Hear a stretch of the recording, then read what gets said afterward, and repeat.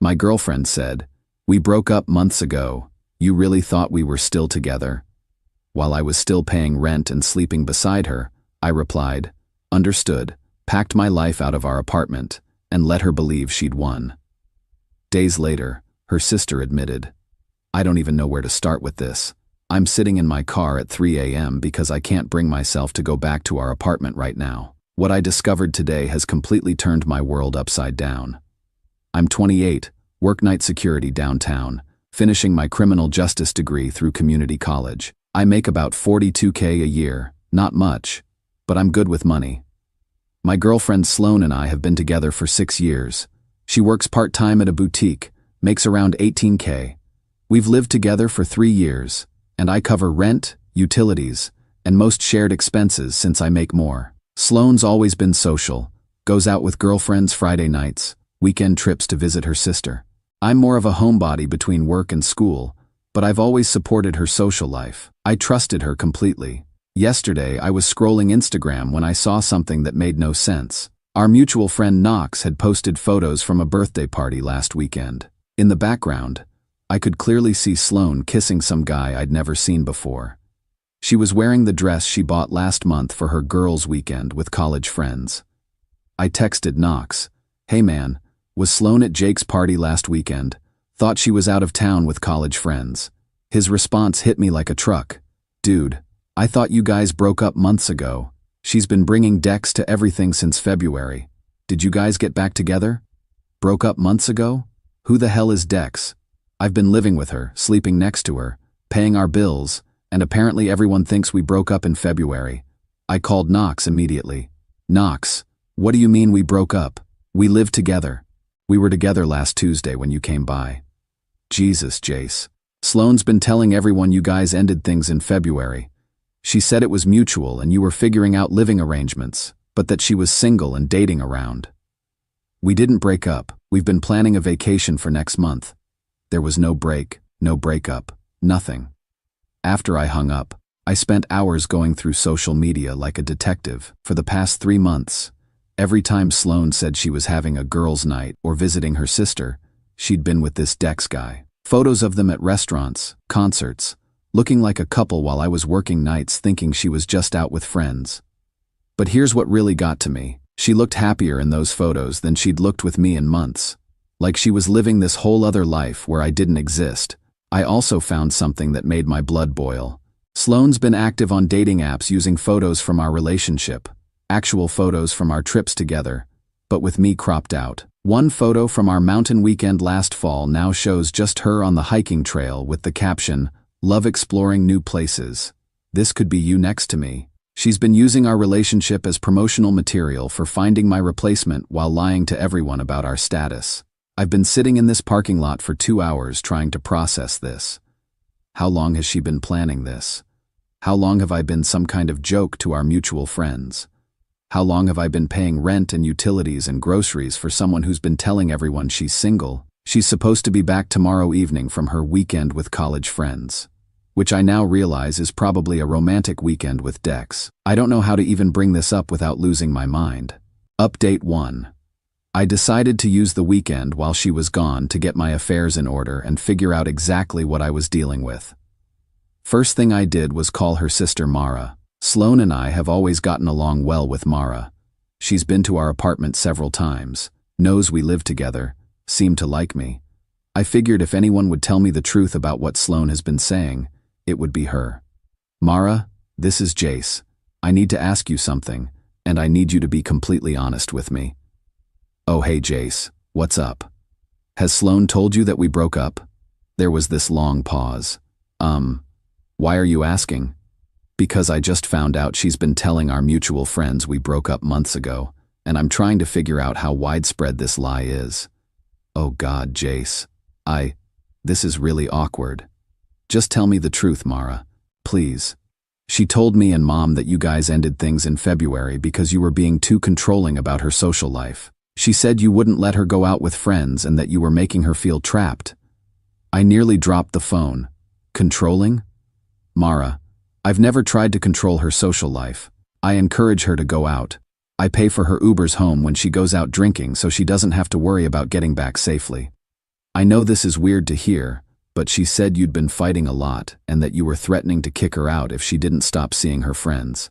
That's completely made up. We haven't been fighting, and I've never threatened to kick her out. We live together, split expenses, sleep in the same bed every night. How did she explain that part? She said you were still figuring out the living arrangements, but that she was looking for her own place. This was insane. Sloane had created an entire fictional narrative where I was the controlling boyfriend she'd bravely left, when in reality I'd been supporting her financially and emotionally while she cheated on me and lied to everyone about our relationship. Mara, she's been lying to you. We're together. We've been together this whole time. She just told me yesterday morning that she loves me before she left for her trip. This doesn't make any sense. She's been asking Mom for money to help with rent because her roommate situation wasn't working out. And there it was. Sloane had been telling her family she needed financial help because her living situation was unstable, while I'd been paying 100% of our rent and expenses. She was double-dipping, getting money from me and from her family by lying about our relationship status.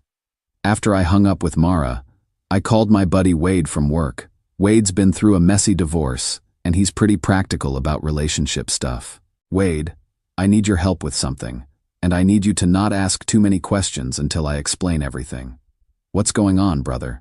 Sloane's been cheating on me and lying about our relationship status for months. She's out of town until tomorrow night, and I need to get my stuff out and cut ties completely before she gets back. Jesus, what do you need? Help moving and a place to crash for a few days while I figure out housing. Done. When do we start? I spent the rest of Saturday methodically extracting myself from Sloane's life. I took photos of everything in our apartment for documentation, packed all my belongings, and moved them to Wade's place. I removed my name from the lease. Fortunately, we were month to month and I only had to give 30 days notice. I canceled all the utilities that were in my name: electric, gas, internet, cable. I called our landlord and explained that I was moving out and would not be responsible for any damages or unpaid rent after October 15th. I also went to our bank and closed our shared checking account, transferring my money to a new account at a different bank. That account only had about $800 in it anyway, money I'd deposited for our shared expenses, so it's not like I was taking anything that was really hers. The hardest part was dealing with our dog, Rusty. He's technically mine. I adopted him before Sloane and I moved in together. He's microchipped in my name, and I pay for all his vet bills. But Sloane loves him, and I knew taking him would hurt her. Still, I couldn't leave him with someone who'd been lying to me for months and would probably forget to feed him once the drama started. By Sunday evening, it was like I'd never lived there. All my furniture, my clothes, my books, my kitchen stuff, even my houseplants, everything was gone. I left her stuff untouched, but removed anything that was mine or that I'd paid for. The apartment looked completely different with just her belongings. I wrote a short note and left it on the kitchen counter. Sloane, I know about Dex. I know about the lies you've been telling everyone about us being broken up. I know about the dating apps. I'm done. Don't contact me. The utilities will be shut off Monday since they were in my name. The landlord knows I'm moving out. Your half of this month's rent is covered, but after that, it's your responsibility. Jace. I left my key on top of the note, took one last look around, and walked out. This morning I got a call from Mara. Jace. Sloane called me crying, asking if I could send her money for the electric bill. She said her roommate moved out suddenly and stuck her with all the utilities. Should I? No, Mara. Don't send her money. She's 26 years old and has been lying to you for months about our relationship. It's time for her to figure out how to support herself. But what if she can't afford rent? Then she'll have to find a cheaper place or move back home. That's not my problem anymore, and it shouldn't be yours either. Sloane's been calling and texting me non-stop since she got back last night, but I've blocked her number. She tried calling from different numbers, but I'm not answering anything I don't recognize. I know she's probably panicking because her whole setup just collapsed, but honestly, that's what happens when you try to maintain a double life. She wanted to be single so bad that she convinced everyone she was single. Now she can actually be single and deal with all the responsibilities that come with it. I'm staying with Wade for another week while I look for a new place. It's weird starting over at 28, but also kind of liberating.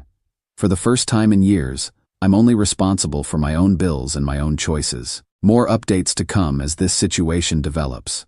Update 2.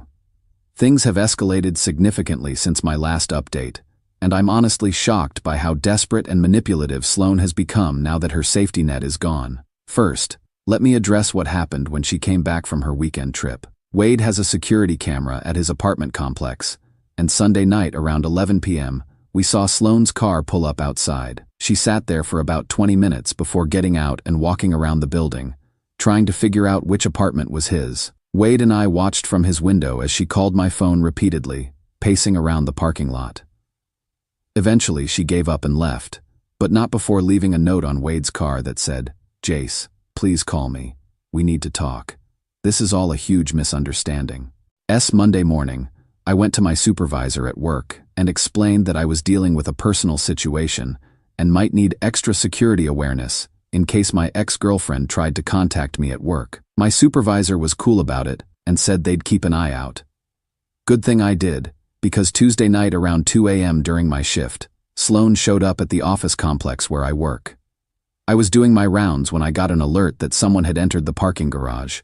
Our security cameras caught everything. Sloane walked right up to the main entrance and started banging on the glass doors, trying to get my attention. When I didn't respond, she went back to her car and just sat there with the engine running for over an hour. I called my supervisor and building security, and they reviewed the footage the next morning. Seeing her on camera like that, looking desperate and unstable, really drove home how little I actually knew the person I'd been living with for 6 years. What really bothered me was how calculated her approach was. She knew my work schedule, knew I'd be alone, knew I couldn't just leave my post. She was trying to force a confrontation in a place where I couldn't easily escape or avoid her. Wednesday, I got a text from Knox. "Dude, Sloane showed up at my apartment asking if I knew where you were living. She was crying and saying you abandoned her and took everything. Is that true?" I called Knox back and explained the whole situation, the lies about our breakup, the financial manipulation, the double life. His response was exactly what I needed to hear. "Jesus, Jace, I had no idea. The way she talked about you guys breaking up, she made it sound like it was mutual and you were both moving on. She never mentioned that you were still paying rent and living together. What exactly did she tell you when she came to your place?" "She said you guys had a fight and you moved out without warning and took all the furniture and left her with bills she couldn't afford. She asked if she could crash on my couch for a few days until she figured things out. And what did you tell her?" "I told her no.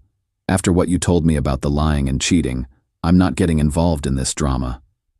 Knox wasn't the only one she tried to manipulate. Over the next few days, I got messages from several mutual friends saying Sloane had contacted them with variations of the same story. I'd suddenly abandoned her, left her with bills she couldn't pay, and taken furniture that was ours rather than mine. What she didn't expect was that these friends would fact-check her story with me. Every single person who reached out got the truth about what had been happening, complete with screenshots of her dating profiles and photos of her with Dex. The response was universal. Nobody wanted to get involved in helping someone who'd been lying and cheating for months. Thursday morning, Mara called me. "Jace, I need to tell you something about Sloane that I think you should know." "What's that?" "She came to stay with me last night because she got evicted from the apartment.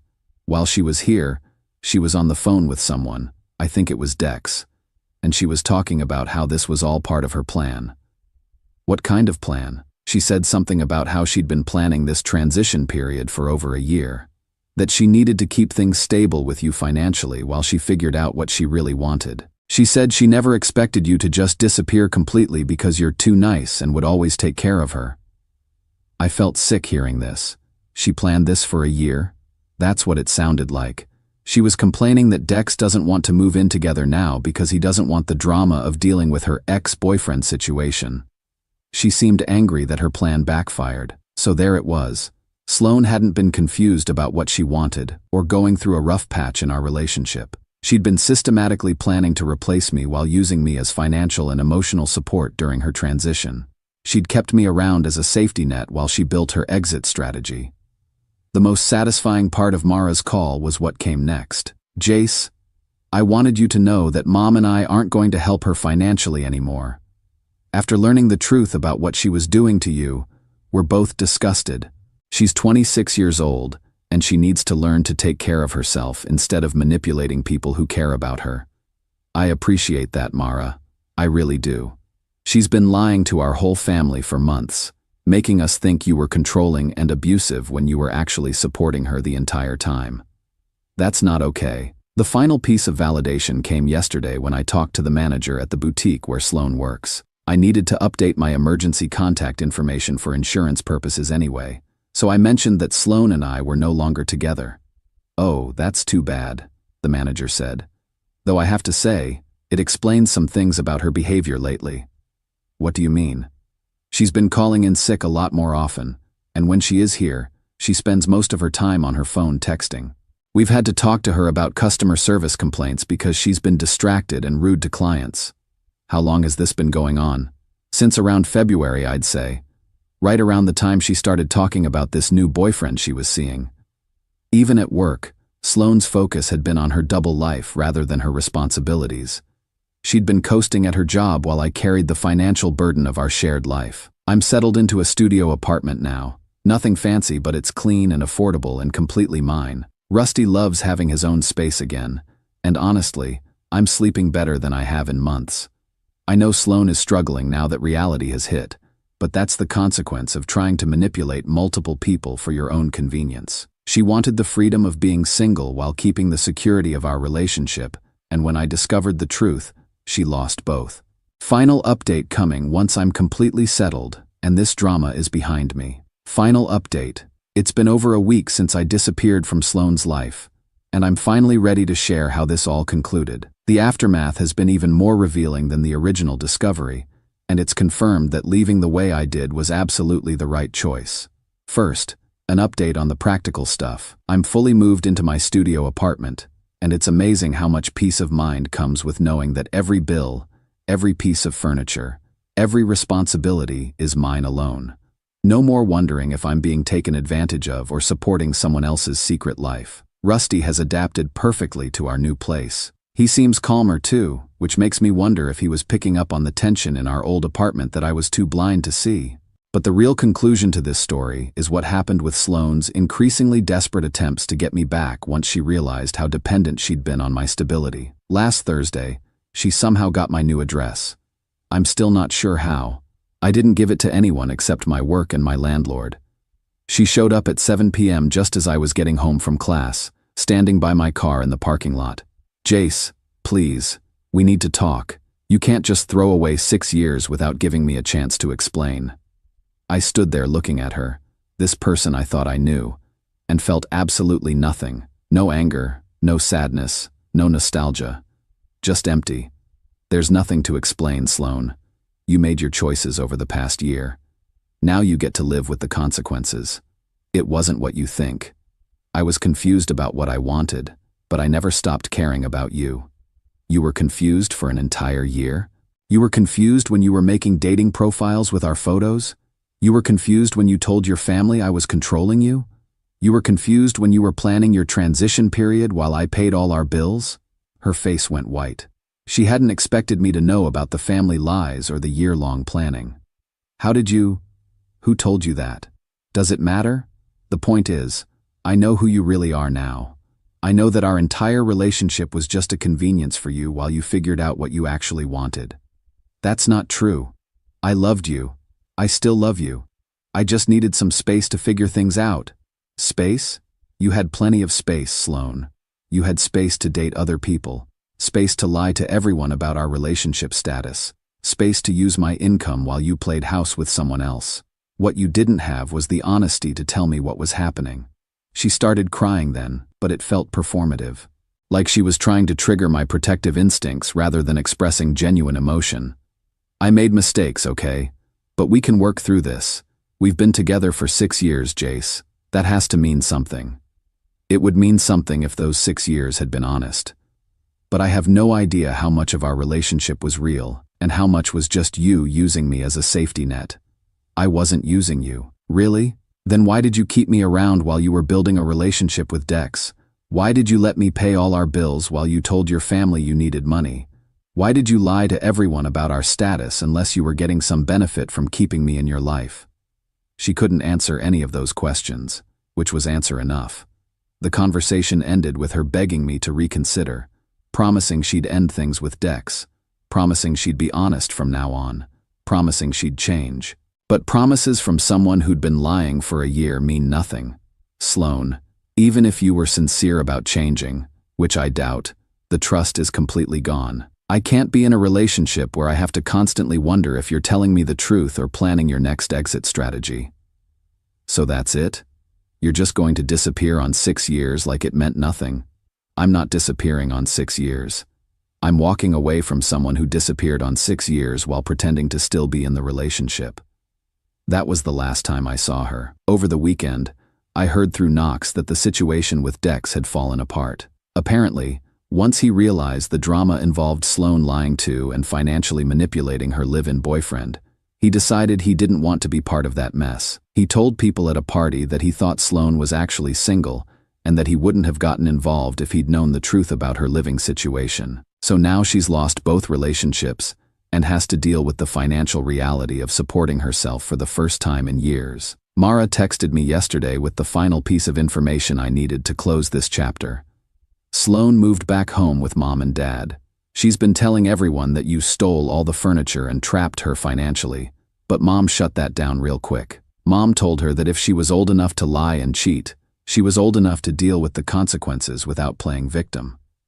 She keeps asking if we think she should try to get you back, and we keep telling her to focus on learning how to be honest and independent, instead of looking for another person to take care of her. That's exactly what I needed to hear. The people who matter most in this situation, the mutual friends, the family members who actually know what happened, can see through Sloane's manipulation and victim narrative. Looking back, I can see so many red flags I missed. The way she'd never suggest paying for dates or shared expenses. The way she'd get defensive if I asked about her weekend plans. The way she'd frame every conversation about our future around what I could provide for her rather than what we could build together. I think the relationship had been one-sided for a lot longer than just the past year. I was just too invested in the idea of what we were building to notice that she wasn't actually building it with me. The hardest part of this whole experience wasn't losing Sloane, it was realizing how little I'd valued myself.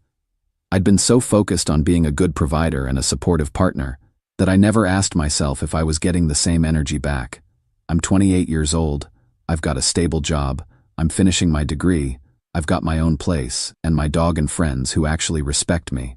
For the first time in years, I'm excited about my future, instead of just trying to maintain someone else's comfort. The right person won't view you as a safety net or a transition plan. They'll view you as a partner worth being honest with.